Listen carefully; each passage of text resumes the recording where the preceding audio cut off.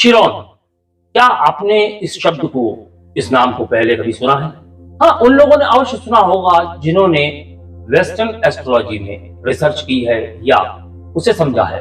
वैदिक ज्योतिष शास्त्र में चिरौन का वर्णन नहीं मिलता है। जब हम अपने पूर्व जन्मों की बात करते हैं, पास्ट लाइफ की बात करते हैं, तो हम सामान्यतः राहु, केतु और शनि के द्वारा ही अपने पूर्व जन्मों के कुछ रहस्यों को अपनी कुंडली से जानते हैं। लेकिन हमने जब और गहराई से जानने की कोशिश की तो हमें ग्रह के बारे में जानकारी प्राप्त हुई। चिरौन जो कि वेस्टर्न एस्ट्रोलॉजी में प्रयोग होता है। आज हम इसी चिरौन के बारे में चर्चा करेंगे। पूरे वीडियो को शुरू से अंत तक देखिए और चिरौन के रहस्य को समझिए। नमस्कार दोस्तों, एस्ट्रोलॉजिकल मिरेकल के आज के इस वीडियो में मैं राजेश कुमार पुरी, आपका ज्योतिष मित्र, आप सभी का हार्दिक अभिनंदन करता हूं। हम लोग ज्योतिष शास्त्र पर जब चर्चा करते हैं तो कोशिश करते हैं कि बहुत गहराई तक समझें, क्योंकि यह शास्त्र इतना विस्तृत है कि इसे समझ पाना एक साधना जैसा होता है। एक साधना हम कर रहे हैं और इस साधना में बहुत नई नई ऊर्जाएं प्राप्त होती हैं। ऐसी ही एक ऊर्जा हमने अपनी खोज में प्राप्त की, जिसका नाम है चिरौन। जैसा कि हमने पिछले वीडियो में, जहां हमने इस बात की चर्चा की थी कि किस प्रकार से आप अपनी आत्मा के संदेशों को समझ सकते हैं अपनी कुंडली के द्वारा, वहां हमने चिरौन की चर्चा की थी और उसके ऊपर एक प्रश्न भी आप लोगों के समक्ष रखा था। उस वीडियो को आप यहां आई बटन में क्लिक करके देख सकते हैं। आज हम उसी चिरौन का विस्तृत अध्ययन करने वाले हैं। कहां मिलता है, कैसे प्राप्त होता है, अपनी कुंडली में कैसे इसे देख सकते हैं। चिरौन एक खगोलीय पिंड है, ना कोई धूमकेतु है, ना कोई बहुत बड़ा ग्रह है, ना ही कोई छाया ग्रह है। यह खगोलीय पिंड है। इसे घायल हीलर, वुंडेड हीलर के नाम से जाना जाता है। वेस्टर्न एस्ट्रोलॉजी में इसका बहुत खास महत्व है।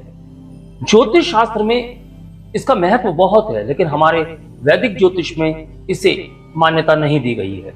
लेकिन हमने जब इसके बारे में स्टडी की, इसको समझा, तो हमने यह पाया कि जब भी आपके आध्यात्मिक घाव की बात होती है, आपकी आत्म स्वीकृति की बात होती है या आपके आत्मिक उपचार की बात होती है, तब इसका बहुत महत्व है। और इस ग्रह की जो खोज हुई, यानी कि एस्ट्रोलॉजी में जिसे लाया गया, वह 1977 में इसे समझा गया। इसके बारे में जो स्टडी की गई वह 1977 में की गई। अब हम समझेंगे इसका मूल भावार्थ क्या है।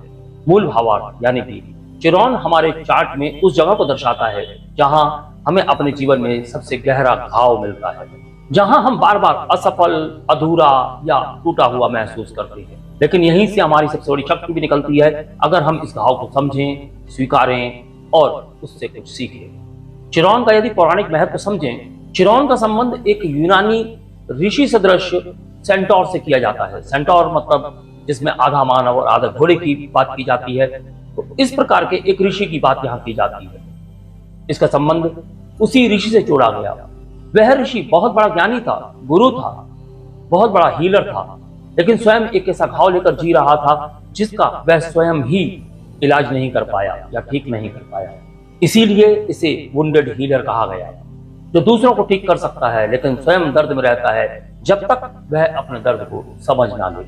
अब हम समझेंगे जन्म कुंडली में चिरौन का कनेक्शन कैसे होता है। जन्म कुंडली के जिस भाव में चिरौन होता है, उस जीवन क्षेत्र में आपको गहराई से तकलीफ या आत्मसंदेह हो सकता है। जिस राशि में चिरौन होता है वह बताता है कि आप किस प्रकार का दर्द अनुभव करते हैं और कैसे ठीक हो सकते हैं। उदाहरण के तौर पर समझते हैं कि चिरौन किसी कुंडली में प्रथम भाव यानी लग्न में ही है, तो आत्म संवेदना में चोट, आत्मविश्वास की कमी, पर अंततः आप दूसरों को आत्म स्वीकृति सिखा सकते हैं। चिरौन सप्तम भाव में रिश्तों में घाव, बार बार धोखा या टूटन का अनुभव, पर आप एक बहुत अच्छे रिलेशनशिप काउंसलर बन सकते हैं। ये हमने भाव की बात की। अब हम समझेंगे राशि। उदाहरण के तौर पर कर्क राशि में यदि चिरौन है तो भावनात्मक अस्वीकृति या बचपन की भावनात्मक कमी यहां देखी जा सकती है, और आप दूसरों को भावनात्मक सुरक्षा देना सीखते हैं। चिरौन से आप सीख क्या सकते हैं? यह हमें सिखाता है जो सबसे गहरा घाव है वही सबसे बड़ी शक्ति बन सकता है। जो आप में टूटा है वही दूसरों को जोड़ सकता है, अगर आप खुद को समझ लें। यह आत्म चिकित्सा, क्षमा और गहन आत्मिक स्वीकृति का प्रतीक है।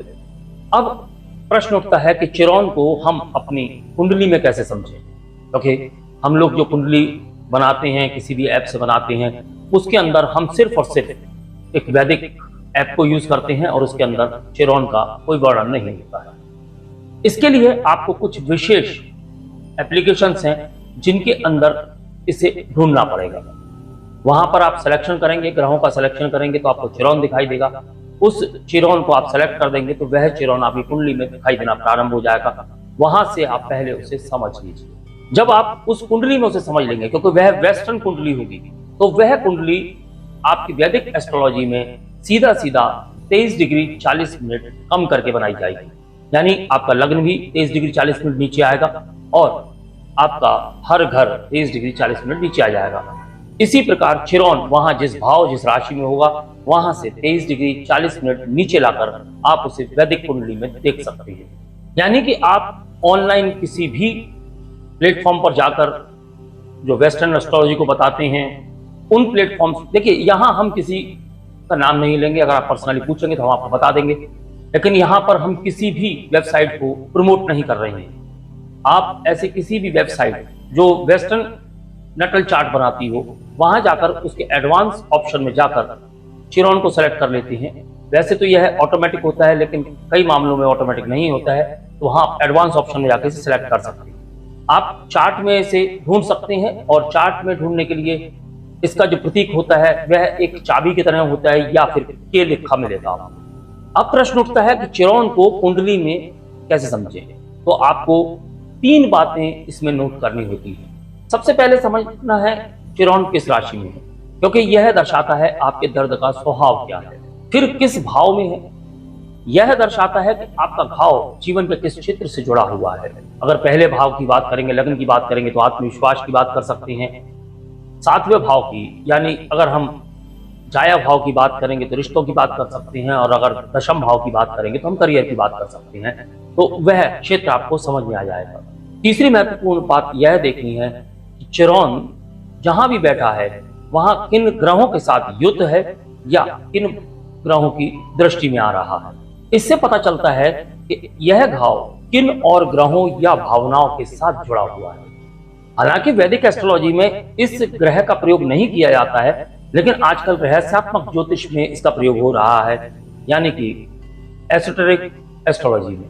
आप इसे लग्न कुंडली या चंद्र कुंडली दोनों में देख सकते हैं, लेकिन सटीक परिणाम तभी मिलते हैं जब आपका जन्म समय सही हो।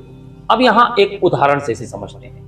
मान लीजिए आपकी कुंडली में चिरौन वृश्चिक राशि में है, अष्टम भाव में है। इसका अर्थ है बहुत गहरा भावनात्मक या आत्मिक दर्द हो सकता है, किसी गुप्त भय या नियंत्रण से जुड़ा हो। लेकिन अगर आप इसे स्वीकार करते हैं तो आप दूसरों के ट्रॉमास को समझने और हील करने में माहिर हो सकते हैं, जैसे एक गाइड, थेरेपिस्ट या रहस्यमय ज्ञान का साधक। तो यह था चिरौन का वर्णन। कैसा लगा? अगर आपने यहाँ पर चिरौन को समझ लिया है तो अपनी कुंडली में चिरौन की स्थिति को समझिए, और फिर यहाँ कमेंट बॉक्स में आप अपनी कुंडली में चिरौन कहाँ है, किस भाव में है, किस राशि में है और किन भावों से दृष्ट हो रहा है, यह सब लिखकर कमेंट करें। यदि आप यह सारी जानकारी स्वयं से निकालकर हमें कमेंट बॉक्स में देते हैं तो हम उस जानकारी के अनुसार आपको बता सकते हैं आपके जीवन का दर्द क्या है, और आपको कमेंट बॉक्स में ही बता दिया जाएगा। यदि आप जानना चाहते हैं तो कमेंट करें, और यदि आपको यह वीडियो जानकारी से भरा हुआ लगा हो तो आपसे मेरा अनुरोध है वीडियो को लाइक करें, चैनल को सब्सक्राइब करें और बेल आइकन का बटन दबा दें, ताकि आने वाले जितने भी वीडियोस हैं वह आपको समय से प्राप्त हो सके। अगले वीडियो में हम प्रत्येक भाव और प्रत्येक राशि के अनुसार इसी ग्रह को समझेंगे। यानी यदि आपके किसी भाव में चिरौन की स्थिति बन रही है और वहां पर जो राशि स्थित है उसे देखकर आप किस प्रकार से स्वयं से जान सकते हैं कि आपकी जिंदगी में वह कौन सा भाव है, वह कौन सी समस्या है जो आप अपनी शक्ति बना सकती हैं। तो अगले वीडियो तक के लिए मैं अपनी वाणी को विराम देने की आज्ञा चाहूंगा। नमस्कार, धन्यवाद।